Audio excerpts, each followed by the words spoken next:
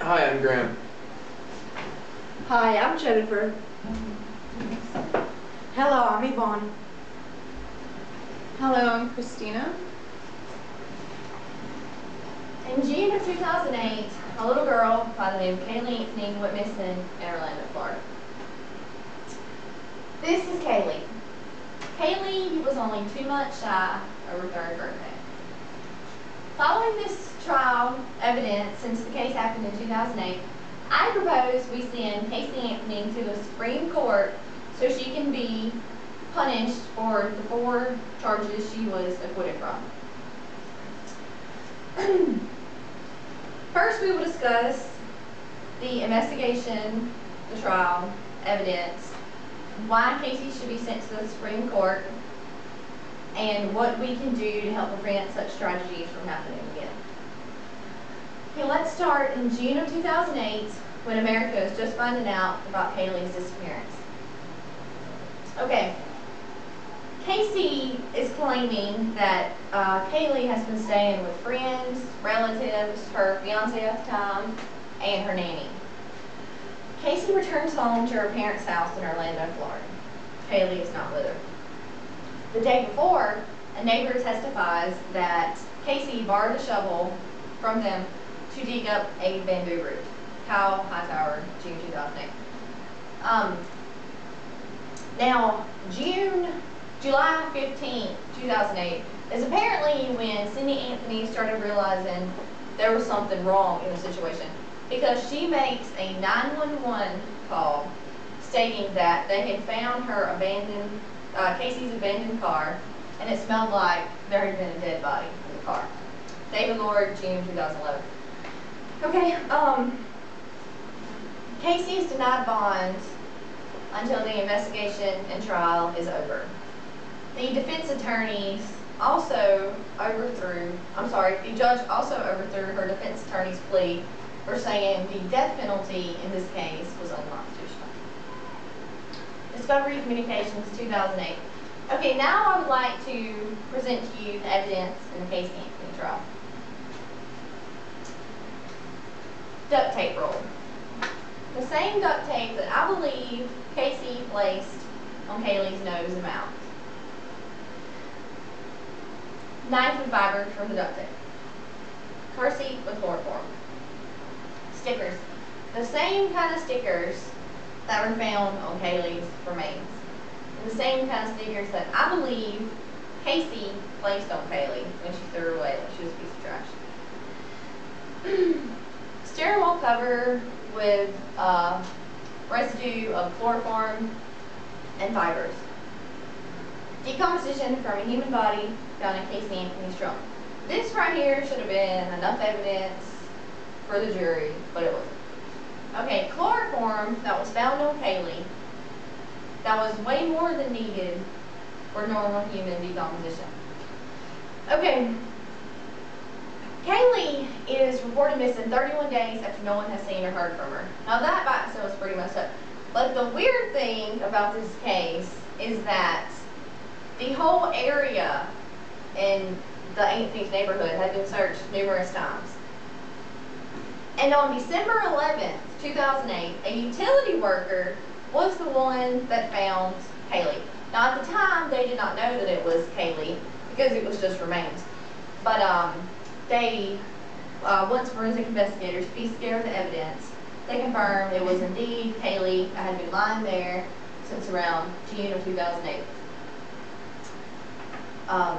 David Lord, June 2011. Now this is some of the evidence that I retrieved online.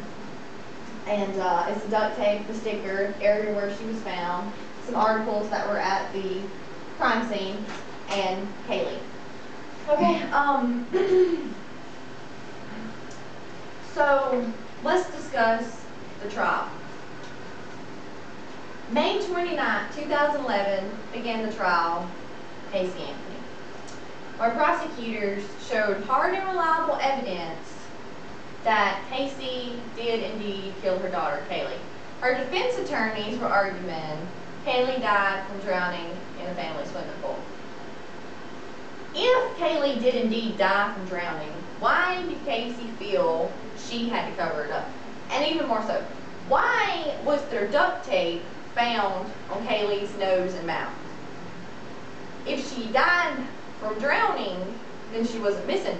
So why did it take 31 days to even report her missing? Because if she died from drowning, she wasn't missing.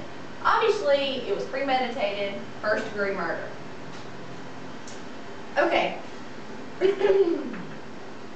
So the jury acquitted Casey of first-degree murder, aggravated child abuse, aggravated child neglect, and aggravated manslaughter. But they charged her with 4 counts of misleading evidence to investigative officers.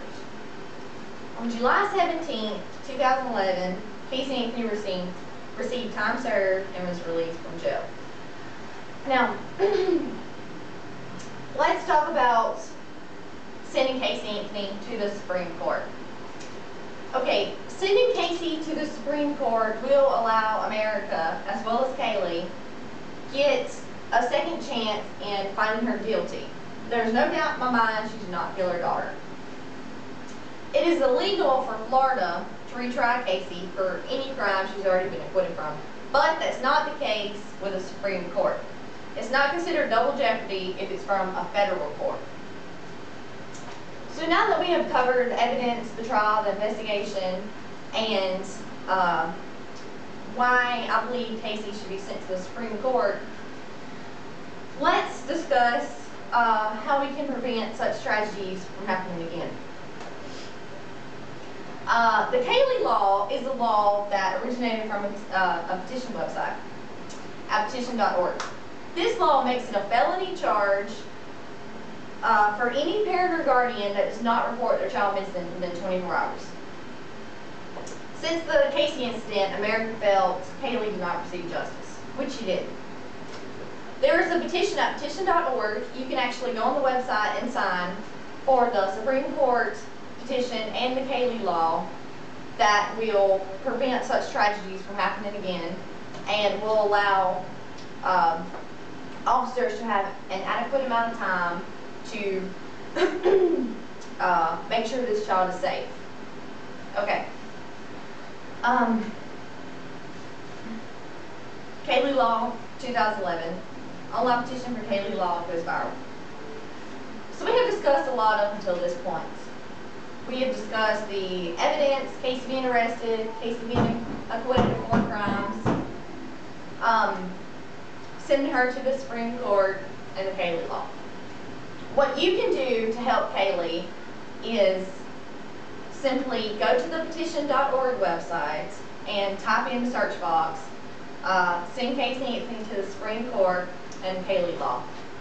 Having these laws will ensure that children in America are safe and such tragedies do not happen again. Because in America, we have a justice system. A justice system that allows us to be retried for crimes that people have been acquitted from. So I believe we should take advantage of that, and we should send Casey to the Supreme Court so she can be punished for her crimes. If you have any questions, I'll take them now.